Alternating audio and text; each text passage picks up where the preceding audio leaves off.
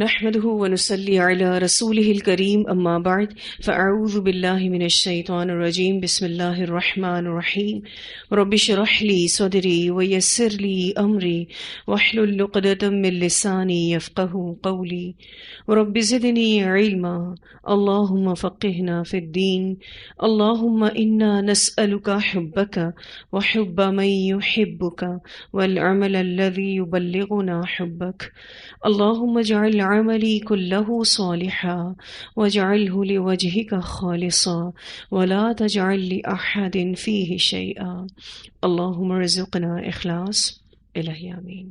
رب اجعلني مقيم الصلاة ومن ذريتي ربنا وتقبل دعاء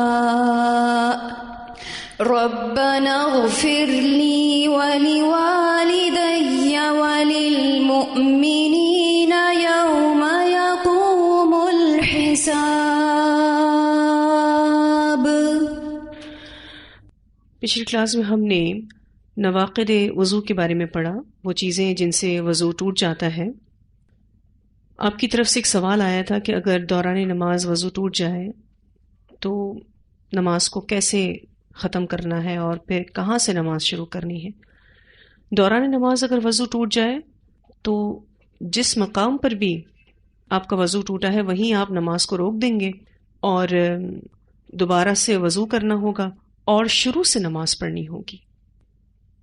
جو بھی نماز آپ نے پڑھی تھی یعنی وضو ٹوٹنے سے پہلے وہ نماز کاؤنٹ نہیں ہوگی، آپ کو دوبارہ سے پوری نماز پڑھنی ہوگی. بالفرض آپ 4 رکعت نماز پڑھ رہے تھے، تیسری رکعت میں آپ کا وضو ٹوٹ گیا، اب آپ کو وہیں پر ہی یعنی رکوع کی حالت میں بالفرض ٹوٹا، وہیں پر ہی آپ نے نماز کو روکا، دوبارہ سے وضو کیا اور پھر پہلی رکعت سے ہی نماز کو دوبارہ سے شروع کیا، یعنی پوری نماز دوبارہ سے پڑھنا ہوگی.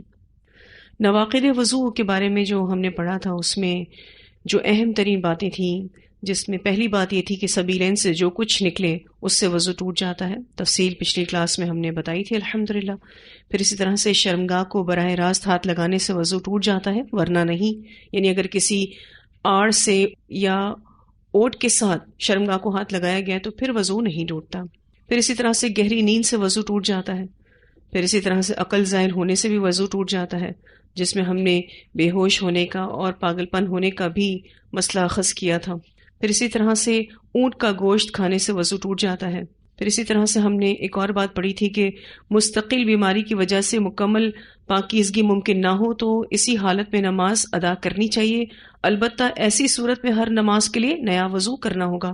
میں نے آپ کو استحاضہ کی مثال دی تھی اس میں کہ استحاضہ جس عورت کو بھی لاحق ہوتا ہے وہ ہر نماز کے لیے نیا وضو کرے گی.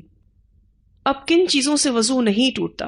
یعنی بعض ایسے اعمال جو نواقض وضو محسوس تو ہوتے ہیں لیکن شریعت میں ان کو نواقض وضو نہیں کہا گیا، جس میں بیٹھے بیٹھے اونگنا، پھر اسی طرح سے بیوی کا بوسہ لینا بشرطے کہ جذبات پر قابو ہو وضو نہیں ٹوٹتا.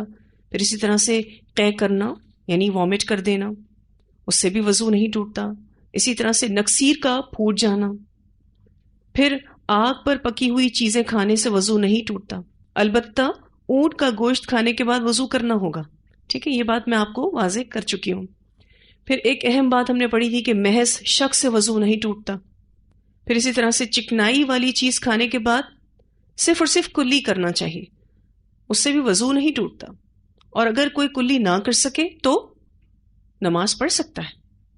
اب بہت سارے لوگ نواقض وضو میں کچھ ایسی چیزوں کو شامل کرتے ہیں جو بالکل بے بنیاد ہیں. یعنی عوام میں وضو ٹوٹنے سے متعلق بہت سے بے بنیاد مسائل رائج ہیں، ان کے بارے میں بھی تھوڑا سا آپ کو بتا دیتے ہیں. مثلا کچھ لوگ کہتے ہیں کہ سطر کھل جانے سے وضو ٹوٹ جاتا ہے. پھر یہ کہ لباس تبدیل کرنے سے وضو ٹوٹ جاتا ہے. اپنے سطر پر نظر پڑنے سے وضو ٹوٹ جاتا ہے. پھر اسی طرح سے بچے کو برہنہ دیکھنے سے وضو ٹوٹ جاتا ہے. یہ لوگ کہتے ہیں، ٹھیک ہے، اس کی کوئی دلیل نہیں ہے. پھر لوگ یہ بھی کہتے ہیں کہ شلوار گھٹنے سے اوپر کرنے سے وضو ٹوٹ جاتا ہے. بیوی کو چھونے یا اس کا بوسہ لینے سے وضو ٹوٹ جاتا ہے.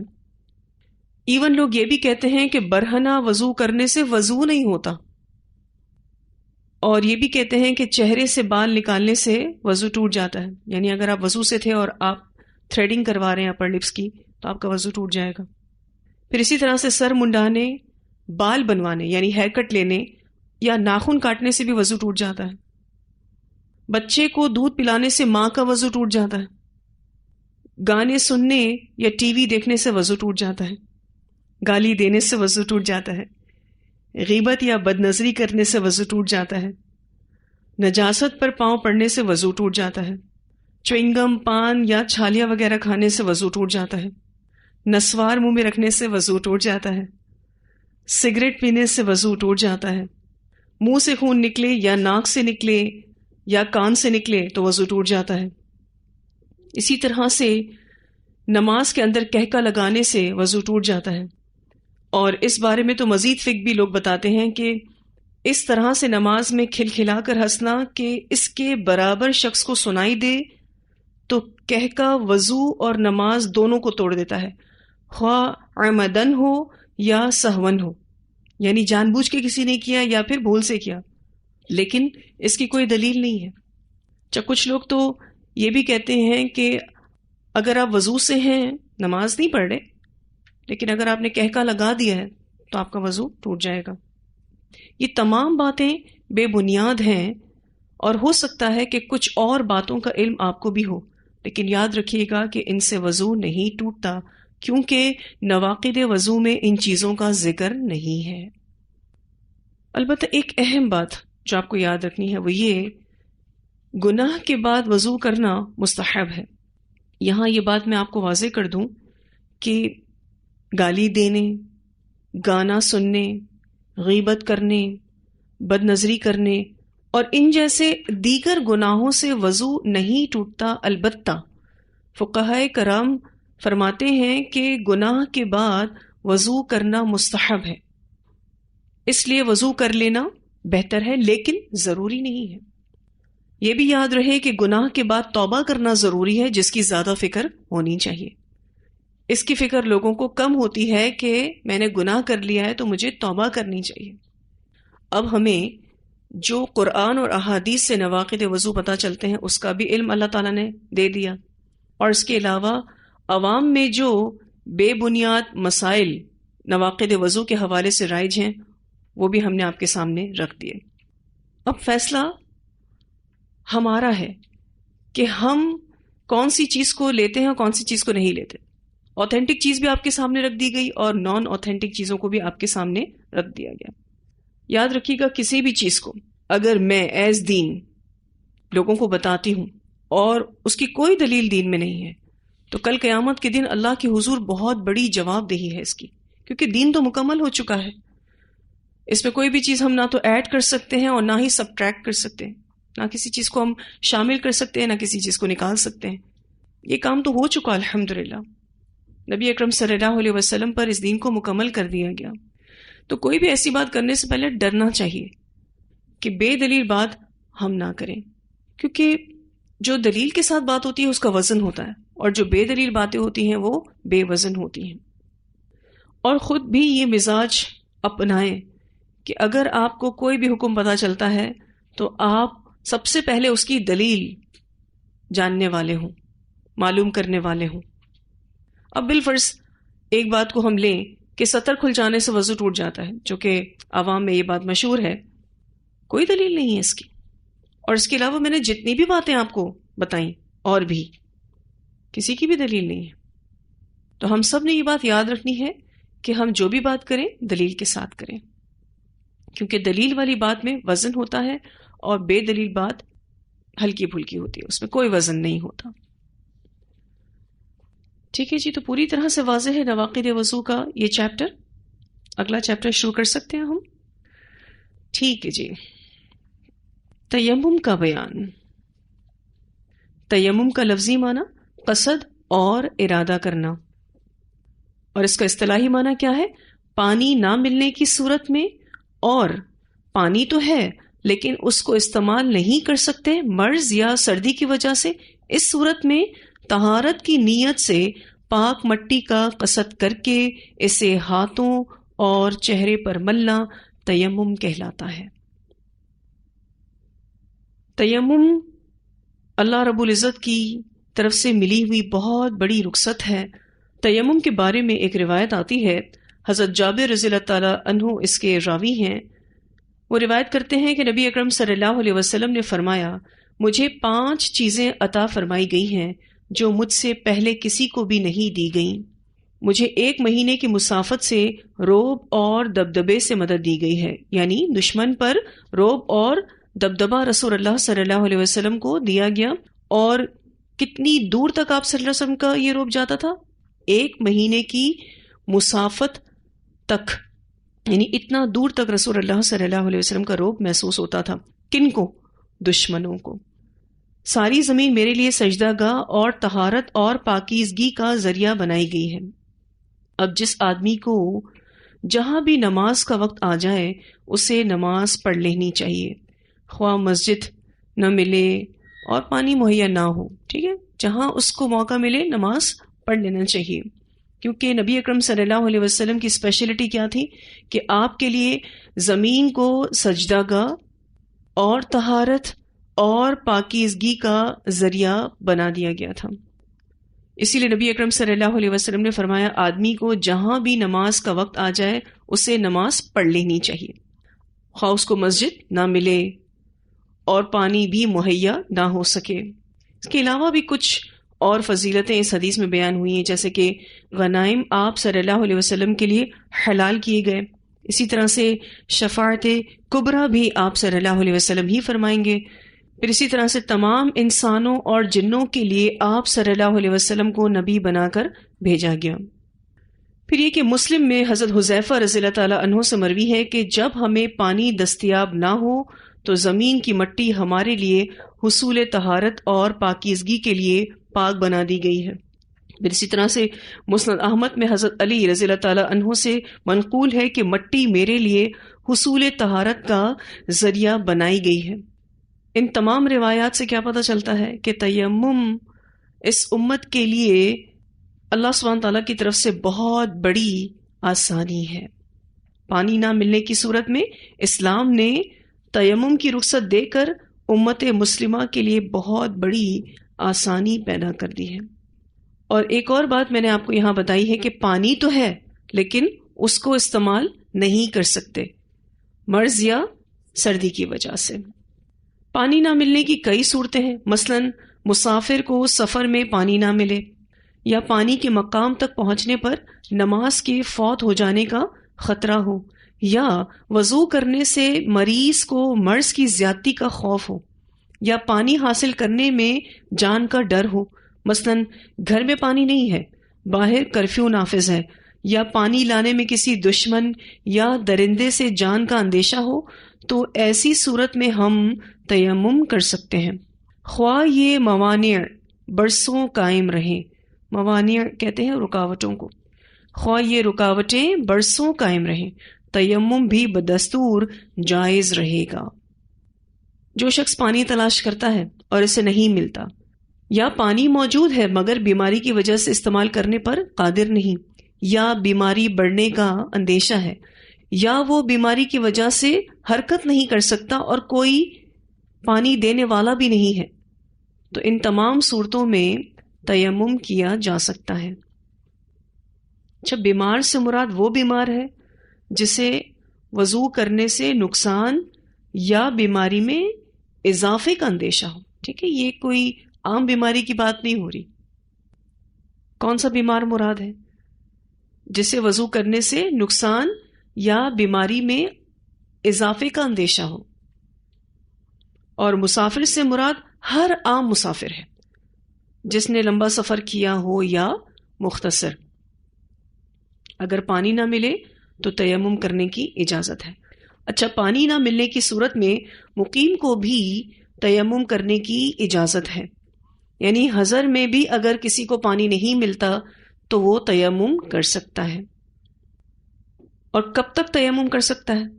جب تک یہ رکاوٹیں قائم ہیں، تیمم بھی بدستور جائز رہے گا۔ اس بارے میں روایت آتی ہے رسول اللہ صلی اللہ علیہ وسلم نے فرمایا السعید الطیب وضوء المسلم ولو الی 10 سنین، پاک مٹی مسلمان کا وضو ہے اگرچہ 10 برس پانی نہ پائے۔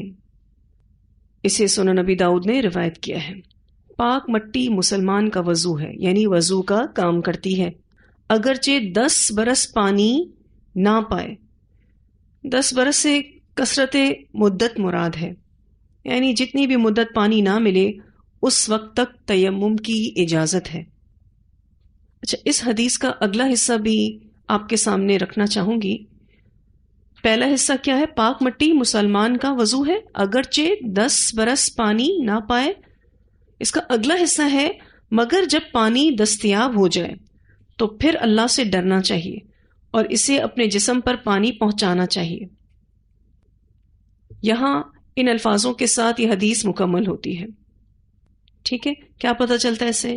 کہ جب پانی مل جائے گا تو تیمم کی رخصت ختم ہو جاتی ہے۔ کیا الفاظ ہیں حدیث کے؟ مگر جب پانی دستیاب ہو جائے تو پھر اللہ سے ڈرنا چاہیے اور اسے اپنے جسم پر پانی پہنچانا چاہیے، یعنی طہارت اور وضو میں کسی قسم کی کوئی کمی واقع نہ ہو، یعنی اپنے جسم پر پانی پہنچائے۔ ایک صورتحال یہ بھی ہو سکتی ہے کہ اگر پانی قلیل مقدار میں ہو جس سے بعض اعضاء دھو سکتے ہیں تو ان اعضاء کے لیے پانی استعمال کر لینا چاہیے اور باقی کے لیے تیمم کر لینا چاہیے، کیونکہ سورہ تغابن کی آیت نمبر 16 میں اللہ سبحانہ تعالیٰ فرماتے ہیں فَاتَّقُوا اللَّهَ مَا اسْتَطَعْتُمْ، اللہ سے ڈرو جتنی تمہاری استطاعت ہے۔ بالفرض آپ کے پاس اتنا تھوڑا سا پانی ہے کہ آپ صرف کلی کر سکتے ہیں اور ناک میں پانی چڑھا سکتے ہیں، بس اور نہیں کچھ کر سکتے، تو آپ یہ کر لیجئے اور پھر تیمم کر لیجئے۔ ٹھیک ہے جی، یعنی میکسیمم خود کو طہارت پہنچانی ہے۔ جنابت کی حالت میں تیمم۔ سیدنا عمران رضی اللہ تعالیٰ عنہ روایت کرتے ہیں کہ ہم رسول اللہ صلی اللہ علیہ وسلم کے ساتھ سفر میں تھے۔ آپ صلی اللہ علیہ وسلم نے لوگوں کو نماز پڑھائی۔ جب نماز مکمل کر لی تو اچانک آپ کی نظر ایک آدمی پر پڑی جو لوگوں سے الگ بیٹھا ہوا تھا اور اس نے لوگوں کے ساتھ نماز نہیں پڑھی تھی۔ رسول اللہ صلی اللہ علیہ وسلم نے اس سے پوچھا، اے فلاں، لوگوں کے ساتھ نماز پڑھنے سے تجھے کس چیز نے روکا؟ اس نے کہا، مجھے جنابت پہنچی اور پانی نہ مل سکا۔ آپ صلی اللہ علیہ وسلم نے فرمایا، تجھ پر مٹی لازم ہے، یعنی تجھ پر مٹی سے تیمم کرنا لازم ہے، پس وہ تیرے لیے کافی ہے۔ اسے بخاری نے روایت کیا ہے۔ پانی نہیں تھا، غسل نہیں کر سکتا تھا، تو نبی اکرم صلی اللہ علیہ وسلم نے کیا فرمایا؟ تم تیمم کر لیتے۔ اس حدیث سے کیا معلوم ہوتا ہے کہ اگر جنبی کو پانی نہ ملے تو وہ نماز کے لیے تیمم کر لے۔ یہاں پر تیمم کس چیز کا قائم مقام ہے؟ غسل کا۔ ابن عباس رضی اللہ تعالی عنہما فرماتے ہیں کہ سردی کا موسم تھا، ایک آدمی کو غسل جنابت کی ضرورت پیش آئی۔ اس نے اس بارے میں دریافت کیا تو اسے غسل کرنے کو کہا گیا۔ اس نے غسل کیا جس سے اس کی موت واقع ہو گئی۔ جب اس واقعے کا ذکر رسول اللہ صلی اللہ علیہ وسلم سے کیا گیا تو آپ صلی اللہ علیہ وسلم نے فرمایا، ان لوگوں نے اسے مار ڈالا، اللہ انہیں مارے۔ بے شک اللہ تعالیٰ نے مٹی کو پاک کرنے والا بنایا ہے، یعنی وہ تیمم کر لیتا۔ اسے صحیح ابن خزیمہ نے روایت کیا ہے۔ تو یہاں اس حدیث سے کیا پتہ چلتا ہے کہ جنبی سردی کی وجہ سے بھی تیمم کر سکتا ہے۔ اچھا، یہ کوئی عام سردی نہیں ہے، یہ بہت زیادہ سخت سردی کی بات ہو رہی ہے جس میں برف باری ہو رہی ہو یا پھر بہت زیادہ ٹھنڈ ہو۔ بے شک برف باری نہیں ہو رہی لیکن بہت زیادہ ٹھنڈ ہو۔ ایسے میں اگر کوئی شخص یہ محسوس کرے کہ میں نہاؤں گا تو مر ہی جاؤں گا، تو پھر اس کو تیمم کر لینا چاہیے۔ عبداللہ بن عمر رضی اللہ عنہما نے فرمایا، اگر زخم پر پٹی بندھی ہو تو وضو کرتے وقت پٹی پر مسح کر لے اور ارد گرد کو دھو لے۔ یہ تو ہم نے کافی وضاحت کے ساتھ بیان کر دیا ہے۔ معلوم ہوا اگر کسی کمزور یا بیمار آدمی کو احتلام ہو جائے اور غسل کرنا اس کے لیے ہلاکت یا بیماری کا موجب ہو تو اسے تیمم کر کے نماز پڑھ لینی چاہیے۔ نیز یہ بھی ثابت ہوا کہ زخموں اور پھوڑوں وغیرہ کی پٹی پر مسح کر لینا درست ہے، اور محتلم، حیض اور نفاس سے فارغ ہونے والی عورتیں بھی بوقت ضرورت تیمم کر کے نماز پڑھ سکتی ہیں، اس لیے کہ تیمم عذر کی حالت میں وضو اور غسل دونوں کا قائم مقام ہے۔ ان تمام احادیث کا خلاصہ یہ ہے کہ تیمم کو وضو کے قائم مقام اور بدل کہا گیا ہے، یعنی یہ وضو کا آلٹرنیٹ ہے۔ جب یہ پانی کا بدل ہے تو پھر دونوں کے احکام بھی ایک جیسے ہوں گے، یعنی ایک وضو سے جتنی نمازیں پڑھ سکتا ہے تیمم سے بھی اتنی ہی نمازیں پڑھی جا سکتی ہیں۔ اسی طرح سے جن چیزوں سے وضو ٹوٹ جاتا ہے ان چیزوں سے تیمم بھی ٹوٹ جاتا ہے، کیونکہ تیمم کو وضو کا قائم مقام بتایا گیا ہے۔ ایک اور خلاصہ ان تمام احادیث کا آپ سب کے پاس ہونا چاہیے کہ بیماری یا پانی کی عدم موجودگی میں تیمم وضو یا غسل اور وضو دونوں کا قائم مقام ہے۔ بیماری یا پانی کی عدم موجودگی میں، پانی کی عدم موجودگی کا کیا مطلب ہے؟ پانی نہ ملے، تو اس سچویشن میں تیمم وضو یا غسل، یعنی اگر وضو کی حاجت ہے تو وضو، اور اگر غسل کی حاجت ہے تو غسل، یا غسل اور وضو، یعنی اگر دونوں چیزوں کی حاجت ہے تو دونوں کا قائم مقام ہے۔ ایک اہم بات میں نے جو آپ کو بتائی کہ اگر پانی مل جائے تو تیمم کی رخصت از خود ختم ہو جاتی ہے۔ اس بارے میں ایک روایت آتی ہے، حضرت ابو سعید خدری رضی اللہ عنہ روایت کرتے ہیں کہ 2 آدمی سفر پر نکلے، نماز کا وقت آ گیا مگر ان کے ساتھ پانی نہیں تھا، دونوں نے پاک مٹی سے تیمم کیا اور نماز پڑھ لی، جو کہ ان کو کرنا چاہیے تھا۔ ٹھیک ہے، ان دونوں حضرات نے تیمم کیا اور نماز پڑھ لی، پھر پانی بھی دستیاب ہو گیا جبکہ ابھی نماز کی ادائیگی کا وقت باقی تھا۔ ان میں سے ایک شخص نے وضو بھی کیا اور نماز دوبارہ ادا کر لی، مگر دوسرے نے نہ وضو کیا اور نہ ہی نماز دہرائی۔ سفر سے واپسی پر وہ دونوں رسول اللہ صلی اللہ علیہ وسلم کی خدمت میں حاضر ہوئے اور اپنا واقعہ سنایا۔ آپ صلی اللہ علیہ وسلم نے اس شخص کو جس نے نماز دوبارہ نہیں پڑھی تھی فرمایا، تو نے سنت کے مطابق کیا اور تیری نماز کافی ہو گئی، اور دوسرے سے فرمایا تجھے دگنا اجر ملے گا۔ اسے ابو داؤد اور سنن نسائی نے روایت کیا ہے۔ آپ دیکھیں تو ایک شخص نے جو وضو کیا اور نماز پڑھی، کیا سوچ کے کہ اگر پانی مل جائے گا تو تیمم از خود ختم ہو جاتا ہے، اور ابھی نماز کا ٹائم باقی ہے، جس نماز کو میں نے تیمم کے ساتھ پڑھا ہے اس نماز کا ٹائم باقی ہے اور مجھے پانی مل چکا ہے، تو مجھے وضو کر لینا چاہیے اور نماز کو دوبارہ دہرا لینا چاہیے۔